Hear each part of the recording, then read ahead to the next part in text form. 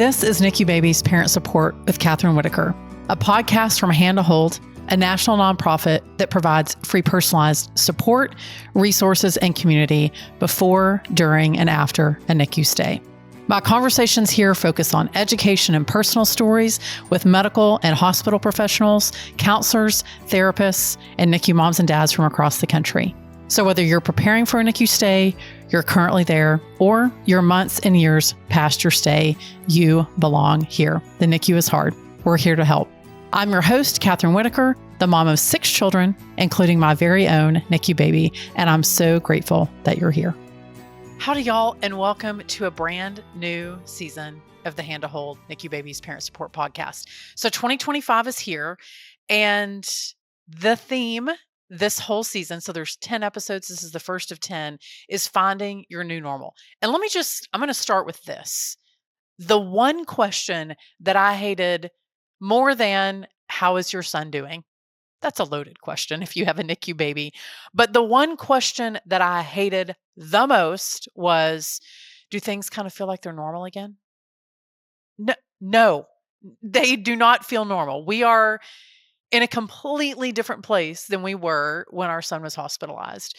So I wanted to start there because I think whether you're currently in the NICU or you just got out or you're well past your stay, your normal will never look the same. And I wanted this season to sort of help us reorient. How do you find your new normal? And how do you respond to that question when people ask you? Because there's so much that goes into it. I remember distinctly that someone had to come pick me up from the hospital and they were pregnant and my son was in the NICU. And I remember being super angry that they were pregnant.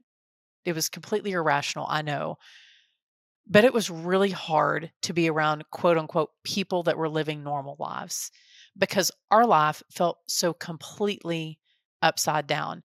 When people were complaining about a tonsillectomy, which to be fair, can be a really serious and important surgery. But when my son was having brain surgery, I was like, why are they complaining about that? Their kid's going to be like in and out of the hospital. And again, I know that was my PTSD rearing its ugly head, and everybody's in any time a child goes into the hospital for a surgery, it's major no matter what.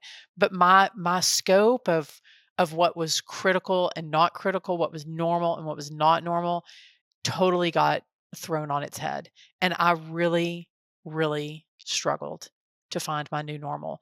One of my friends was trying to do something that you would normally do on a Saturday and like go out and, hang out with her kids at the park. And I was changing ostomy bags and I was trying to figure out medical billing, and I was making a spreadsheet of who we owed what. And I was making another spreadsheet of which specialist we were going to see and how we were going to coordinate all the kids. And it just felt like a lot. In fact, it felt like too much. So I'm going to allow you and encourage you to take a deep breath from whatever chaos you may currently be living in, and then exhale. And know that this season is all about finding your new normal. I visit with some really excellent guests, parents of multiples, in this case, identical quadruplets.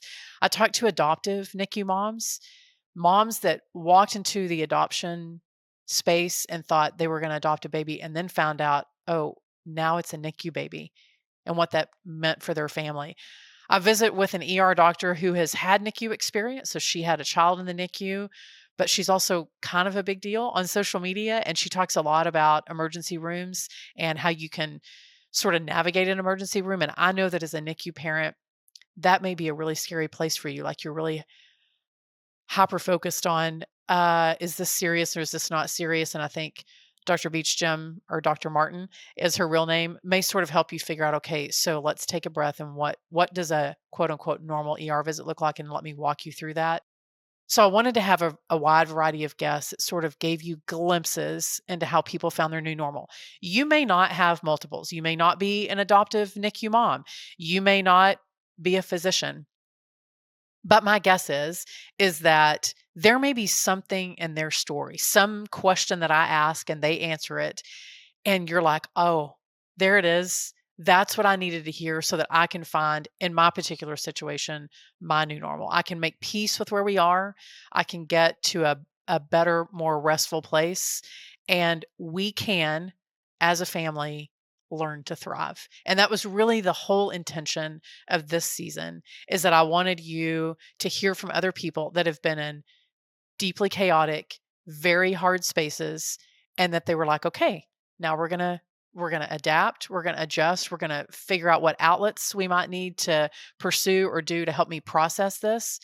And then we're going to find this new normal, and it's also going to feel comfortable and good because we're going to be at peace with the new normal. So my desire and hope is that while life may feel overwhelming or hard right now, through the stories and just the encouragement and the wisdom of these next 9 weeks and these next amazing, I'd say 9 guests, but there's actually some that have more than one in the episode, that you'll hear their stories and then you'll be like, okay, I can do this. I can find my new normal. So that's my hope and desire. We have the podcast next week. We're focusing on hand to hold. So if you're listening to this, you're like, oh, I knew that NICU Babies Parent Support was a podcast. And maybe you knew that it was part of hand to hold, but you may not know the scope and the breadth of hand to hold. There are so many fantastic NICU podcasts out in the interwebs.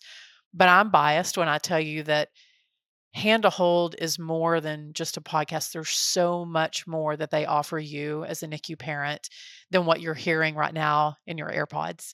That this podcast is meant to be a great jumping off spot, and an easy entry point into, does somebody understand how I feel? Does someone else understand the things that I'm going through? Do I maybe feel seen here? And so, starting here with the podcast, and then hopefully we get to open the door as to what else Hand to Hold can offer. And so my visit next week is with Kelly and Katrina. Kelly is the founder of Hand to Hold, and Katrina is the new executive director.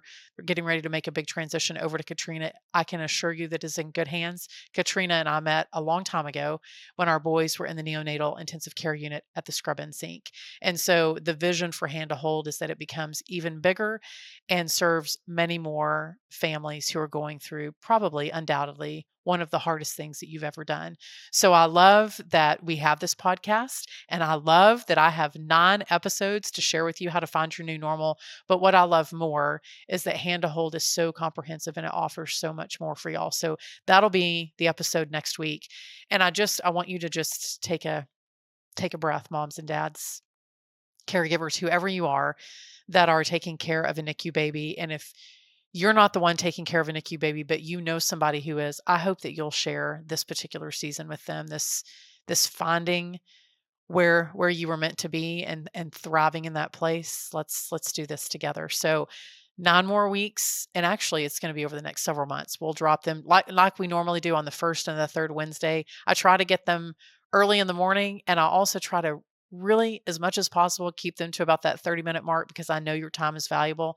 Maybe you can listen to it while you're changing a diaper, putting a kid down for a nap, eating a lunch, commuting, whatever you're doing. I hope that it's just enough time to give you just the right amount of encouragement so that you can thrive in your new space. If you love the podcast, I hope that you get a chance to share it with people. We absolutely love it when you do that. So thank you for that. Or you can give us a rating on the platform that you listen to for podcasts. You can also watch us over on YouTube. So if you want to put like a face with a voice, you can do that too. So I've chatted long enough. Let's get to this amazing season. This is a little bit about what you're going to hear next time.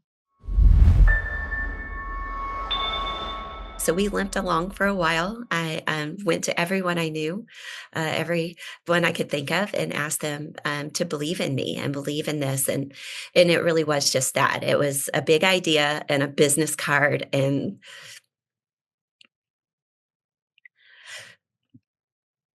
It's okay. sorry. You don't need to apologize. Well, I got pretty far without crying. Everyone who knows me and knows my story, I always cry. Because when you said, this is what you dreamed of, and I would say, so much bigger.